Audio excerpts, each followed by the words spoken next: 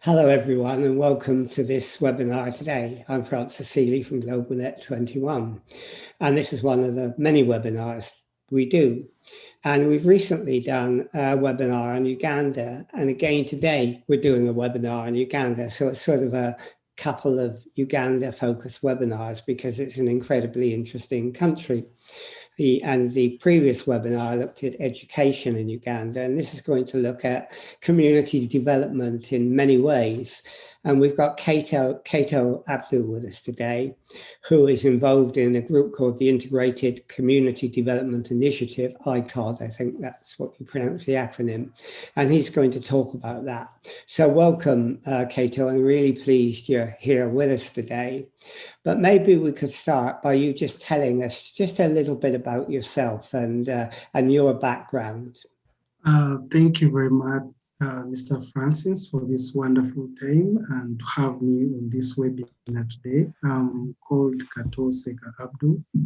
I'm 36 years old, Ugandan, and the founder and the executive director of an NGO called Integrated Community Development Initiative. First of all, the NGO was established in February 2010 by a group of poverty activists and health professionals. And I happened to be one of the co-founders of the NGO way back in 2010, February. And the NGO is focusing on reducing high levels of food insecurity, poverty, illiteracy, and health in Uganda. My educational background is STEM in a business administration background. I hold a bachelor's degree in business administration, postgraduate diploma in financial management, and an MBA in finance and accounting, plus other qualifications. So I'm happy to be with you, and I'm going to take you through what our NGO has been working on, especially in the last year. Okay, so it's really nice to have you and to find about the work that you do, which is very varied, and you do a great deal. You're going to give us a little presentation to give us a flavor of the things that you do. It'll only be a flavor because you do a huge amount of things, but would you like to start and explain what you're going to tell us today? Yeah, thank you very much again. Today I'm going to have you on a presentation that will take around 10-15 minutes. Our programs are big, but today we have decided that we share programs to do with health and youth economic empowerment. So it's what we're going to look at today. The first slide, of course, it is having our organization and our physical address. We are located on house number 3, Kawazaire Road, Mbara City. And that is our website and email addresses. In case of any correspondences, we are really welcome, and we will be happy to hear from you. A simple synopsis about ICODI. The registration status is an NGO that was established in February 2010, and that's our registration number. And the organization's vision is a community empowered in self-reliance in social and economic aspects. And then our core mission is to work with and through individuals and communities to improve on the economic, health, and social well-being of rural and urban poor communities in Uganda. Then our organization's programs, like I said, we have health programs, youth empowerment, food security, education, and peace building, where majorly we have a youth peace building program. But for today's presentation, I'm going to take you through our 2 programs, because I realized that there are many programs and they couldn't fit in one webinar. So we're going to have a health presentation and youth economic empowerment presentation today. Looking at health, ICODI has implemented a number of health-focused projects on improving maternal and child health, mental health, HIV prevention, nutrition, and sanitation projects. And our most recent projects have been on HIV prevention and mental health. So these are the projects that I'm going to talk about for today's webinar. In health programs, HIV prevention projects, first of all, we're implementing a project entitled Empowering Adolescent Girls and Young Women in HIV Prevention Programming. The program is operating in a district that is called Mbara District, which has a population close to 2 million people. And 60% of the population is for adolescents and young men and women. Mbara District, where this project is being operated, is a transitory district to other countries like Tanzania, Rwanda, Democratic Republic of Congo. Hence, there are so many truck drivers and HIV hotspot communities, and it makes this district having one of the highest HIV prevalence rates. And of course, when you look at the next point, the HIV prevalence rate is 12.6 in the hotspot communities, twice the district's HIV prevalence rate, and almost twice the national HIV prevalence rate, which is at around 8.2. Therefore, our project is focused on equipping and empowering 2,000 adolescent girls and young women in HIV hotspot communities and surrounding sub-counties of Mbara District with HIV prevention knowledge, equipping them with appropriate sexual and reproductive health and rights information, and also working with local and religious leaders, as well as cultural leaders, to demystify existing cultural norms and beliefs that promote gender-based violence among adolescent girls and young women. So in this project, we've been able to reach 2014 adolescents and young women have been reached, and we have been able to provide them with HIV prevention and sexual reproductive health information.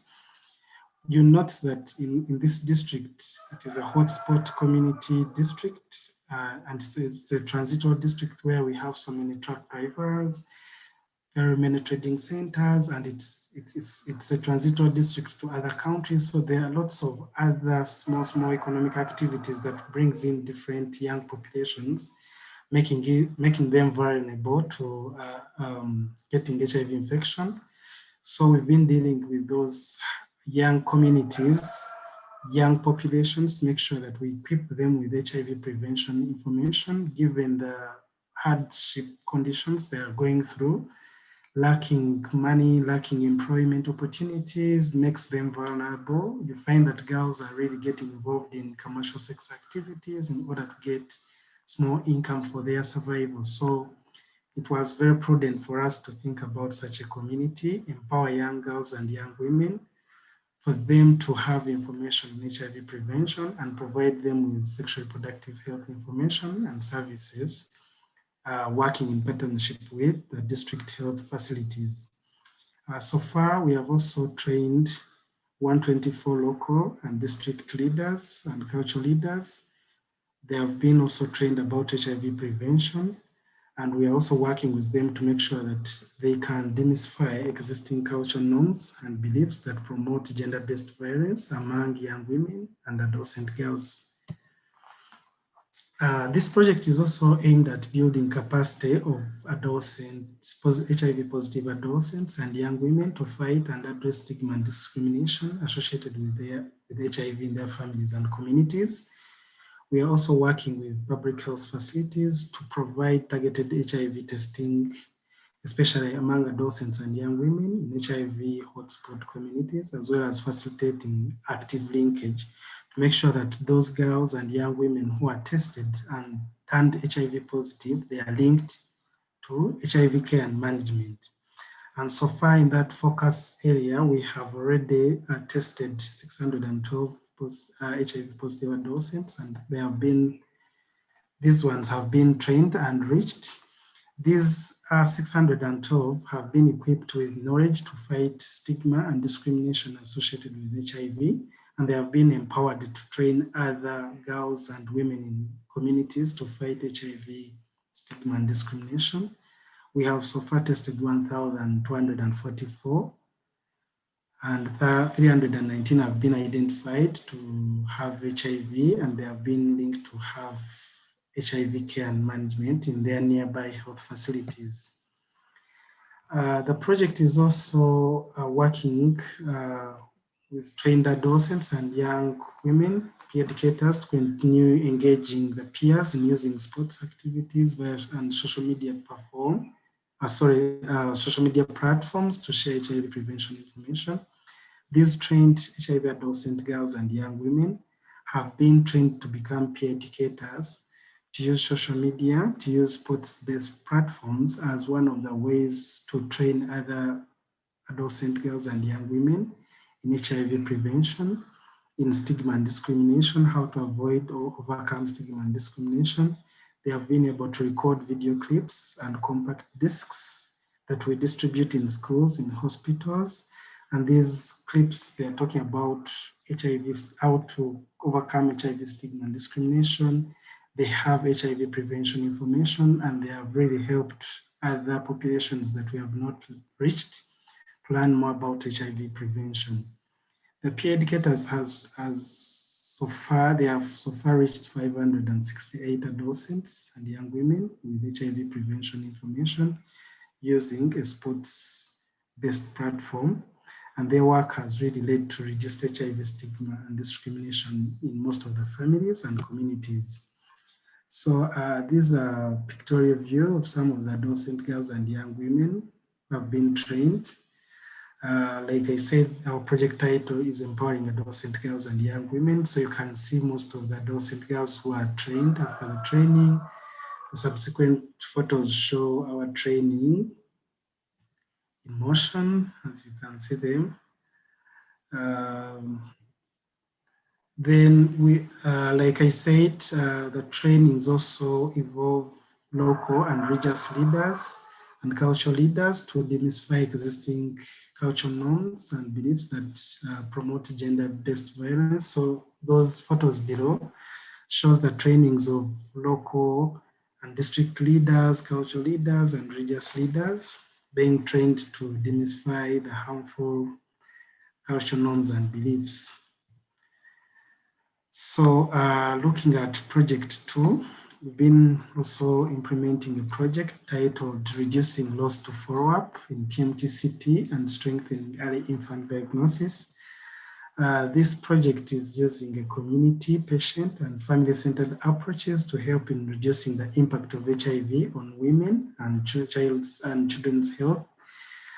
We are working with community health workers, formerly known as VHTs, to strengthen their capacity to extend prevention of mother-to-child HIV transmission and reduce unlost follow-up among HIV pregnant and lactating mothers in care. We also training the local, religious, and cultural leaders to have appropriate information about prevention of mother-to-child HIV transmission so that they can continue encouraging community populations, especially pregnant nursing mothers and their partners, to seek HIV care or to seek care from health facilities. And also they have been very instrumental in encouraging male involvement in prevention of mother-to-child HIV programs.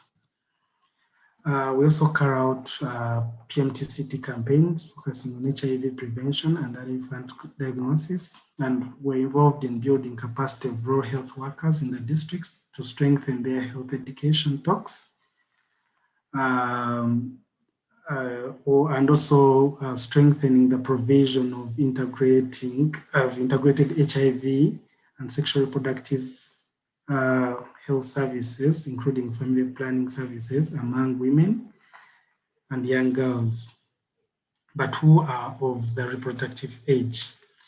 The project also provides capacity building areas of early infant diagnosis, breast and complementary feeding options among HIV positive mothers, and other nutritional information to children and mothers. These activities have also been carried out in prisons and on a small scale due to project coverage area. This project also provides capacity building areas of, okay, this is like a repetition, sorry. The project's results so far, we've been successfully able to train 250 rural-based health workers and village health teams to strengthen health education on prevention of mother-to-child HIV transmission.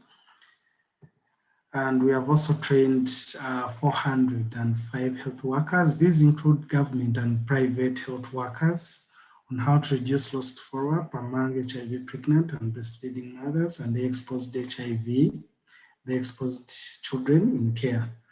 They have also been trained on how to integrate and strengthen community, patient, and family-centered model to help in reducing the impact of HIV women's and children's health. And our project has been able to get recognized according to the district report of 2020. It showed that tremendous work in rural communities was achieved. Most of the rural facilities improved on the percentage of lost follow-up among HIV pregnant and breastfeeding mothers, and they exposed children by around 87%. And the overall lost follow-up rate for the district moved from that in 2018 to 19% in 2020. So you can see how some of our works helped, of course, plus other HIV implementing partners helped to reduce on that kind of problem. This one, I'm going to summarize it. The program has also trained 776 rural pregnant and breastfeeding mothers about the importance of testing for their first, second, and third DNA PCR tests, as well as the importance of male involvement in PMTCT programs. So we have seen that men have really been involved in PMTCT programs from 35% to now 78% by 2020. Below, men never used to escort their women to attend antenatal clinics or PMTCT visits in HIV clinics, but now most of them have known the importance of getting involved, providing support to their women to attend antenatal services or go and visit HIV health facilities to get the HIV care. So these are also some of the pictorial view of our trainings, training mothers and adolescent girls who are HIV pregnant and lactating about PMTCT. So you can see them. And then the third project is also strengthening access to antiretroviral drugs by HIV positive patients in hard to reach communities during this COVID-19 crisis. This is a project that we've carried out. It was a 6 months project that we've carried out during the periods of curfews and lockdowns. So most of the HIV pregnant and lactating mothers and adolescents were finding difficulties in accessing HIV care because of the lockdown of public transport. So with support from Viv Healthcare through Positive Action for Children's Fund, we got a 6 months grant that focused on increasing access to HIV care by HIV positive mothers, adolescents, and children. So this project helped on bridging the gap in HIV care and management by delivering antiretroviral drugs to the most critically affected HIV populations during the COVID-19 crisis. And we aimed at reaching pregnant and breastfeeding mothers, children, and adolescents in rural hard-to-reach communities to make sure that they continue to access HIV drugs during the restrictions on public transport. The project also looked at providing home-based psychosocial support counseling and intensive adherence counseling to HIV-positive pregnant and breastfeeding mothers, children and adolescents with unsuppressed viral loads, and also providing nevirapine prophylaxis to HIV-exposed children, as well as advising the HIV-positive pregnant mothers to deliver from health facilities. We realized that strengthening access to ARVs and other HIV-related services to HIV pregnant and breastfeeding mothers in the critical period would greatly help to reduce on chances of mother-to-child HIV transmission, and would also help children and adolescents not to deteriorate clinically and get advanced HIV disease. So this is the pictorial view of one of our project field officers, who was also a counselor, delivering drugs to the HIV pregnant adolescents and breastfeeding mothers. So you can see in his back, the bag that has antiretroviral drugs is hidden in the riding jacket because of too much dust. So he had to cover it up so that the drugs of our clients don't get contaminated by the dust. So these photos, without consent, we got consent from the people. So they are free to be shared. At least they signed consent to be published in any media. So there's no problem when you see these photos on the presentation. This was one of the program officers delivering ARVs to an orphaned adolescent girl in the rural community who couldn't have any means of transport to access HIV care. So we decided to deliver drugs to such kind of marginalized populations. And we also provided them with ongoing antiretroviral adherence counseling to make sure that they can adhere to the HIV drugs. Some of the major project results for this, we've seen that 711 HIV positive and pregnant mothers in rural hard-to-reach communities were reached, were provided with antiretroviral drugs, and our target was 600. So we exceeded the target by 111 beneficiaries. We also provided nevirapine prophylaxis to 126 HIV-exposed children. And we also were able to advise HIV pregnant mothers to make sure that they deliver from health facilities. We delivered antiretroviral drugs to 687 HIV positive children and adolescents, also exceeding the target of 600 by 87 beneficiaries. And 584 beneficiaries with unsuppressed viral load were given intensive adherence counseling, where 283 were adolescents and 301 were pregnant and lactating mothers. The project also successfully trained 200 health workers in rural and hard-to-reach communities to deliver differentiated care models to patients who may not have access to ARVs from their health facilities during the COVID-19 crisis. And we successfully trained 100 peer mothers from different health facilities on how to voluntarily transition HIV-related service delivery from face-to-face service to home-based services or community-based services, especially for those marginalized patients who couldn't get transport means to come to the health facilities. So in order also to support the beneficiaries to improve on clinic appointments and sustain viral load suppression, as well as good adherence, we trained 407 pregnant and breastfeeding women, as well as 217 adolescents on how to use the small available resources to start sustainable income generating activities in order to increase on their incomes, to be able to get transport to come to health facilities. I mean, that's really interesting what you're talking about in terms of HIV. I mean, when I was in Uganda in the mid-90s, HIV was a huge growing problem. I mean, to what extent do you think you've tackled that problem now? I mean, it must not be as big as it was, but for you, it must be still a huge problem.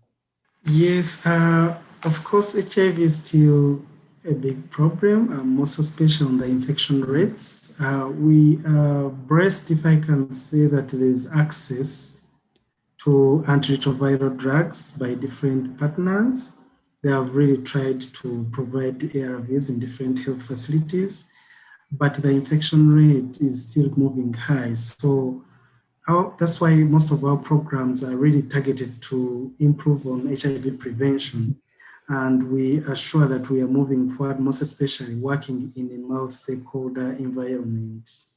And, you know, you probably now, you know, you're facing this other huge problem of COVID. How difficult has COVID been for you in doing your normal day-to-day work on tuberculosis, on HIV, on all the other health problems you've got? It must have had it extra stress for you. Yeah, indeed it is, most especially in those months when there was a total lockdown of public transport. There was no means for patients to access HIV care. So as in our previous project that I've presented, you would see that we would use motorcycles. We are permitted at least to use our motorcycles to make sure that we deliver ARVs to most the disadvantaged populations HIV populations. And for us, we targeted HIV pregnant and lactating mothers because there were high chances of them transmitting HIV to their children. But we didn't even go to a to a big number of population. So it was a very, very big issue, and we are yet to see some of the negative results of COVID-19 and HIV transmission, especially from mother to child HIV transmission. Also, I mean, could you tell us in Uganda, how important is organizations like your own, non-government organizations? Because some people would say, well, maybe the state should be doing what you're doing. But in Uganda, and I know from being in Ghana as well, the role of non-government organizations like your own is absolutely critical, because without them, the services wouldn't be delivered. Is that right? Is that still the case now? Yes, there is a very great relevancy of NGOs or civil society organizations in Uganda. So the government, I think, cannot operate without them because one, these are the organizations that are close, very, very close to the people they serve. And most especially these community-based organizations, they work with the beneficiaries to understand their problems greatly and work with appropriate strategies to make sure that these problems are solved. So they have a very great role to achieve the political, social, and economic development of the local population.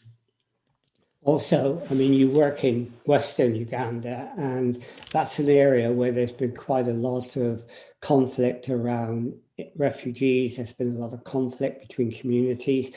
There's been quite a bit of religious conflict. How has that affected your work, and do you have to address that as well? Yes, in some of our districts in Western Uganda have interfaced with some of the political conflicts. Yes, most of the conflicts have been in Northern Uganda, most especially the political conflicts, but also in Southwestern Uganda, in some of the districts have also interfaced with some of the political, social, and cultural conflicts. And our district and other neighboring districts having the refugees populations from African countries. There's also been some conflicts between refugees and local host communities. So we've been able to design some of the programs that would really help to integrate those different populations, make sure that we live in harmony and we promote peace in our areas of operation. And that's why we have a program of youth peace building program where we're involving youth to train other youth who have been used to confront or to bring violence in communities. They have been trained in peace building. So we have also another program in peace building. Okay, well, I mean, we're sort of at the end of the 30 minutes now, but, and your other programs, maybe we could talk about doing them at another time because you do such a huge amount of work. And I think people will be very interested in how you do that, how you're funded, the help you need. So maybe I could ask you finally, I mean, what help do you need from other people? And if they can offer help in any kind, how do they get in touch with you? Yes, as you've seen, most of our projects are donor funded and they have a time limit. For example, most of the programs that I have highlighted, they are almost ending this year, and the sustainability part of it at times needs some funding. In most cases actually needs some funding. So we are looking forward to get more partners and funders who can really help us to extend most of these programs, even in other districts, and even scaling them up in the same district where we are operating, because the numbers are still big and there are many that we still need to focus on. So in case of any individual or organization or civil society organization, foundation, you can reach us on the above address that I presented on the first slide. There's an email, there are actually 2 email addresses. You can reach us through those email addresses and we'll discuss any possible partnerships and support that you could have for us. Okay, well, thank you for doing that. I know we didn't get through everything you wanted to talk about because, you know, so much, but at least we get a flavor of what you're doing in a problem that has been incredibly difficult for you in Uganda, the problem of HIV, which you and others have done so much good work to try and prevent, you know, that problem getting any worse. So, you know, thank you for joining us and telling us about that, because I think it's important to know about the work you do. And if anyone can help in any way, I'm sure you would welcome that. So thank you for doing it, Kato. And, you know, we'll end this part of the interview now.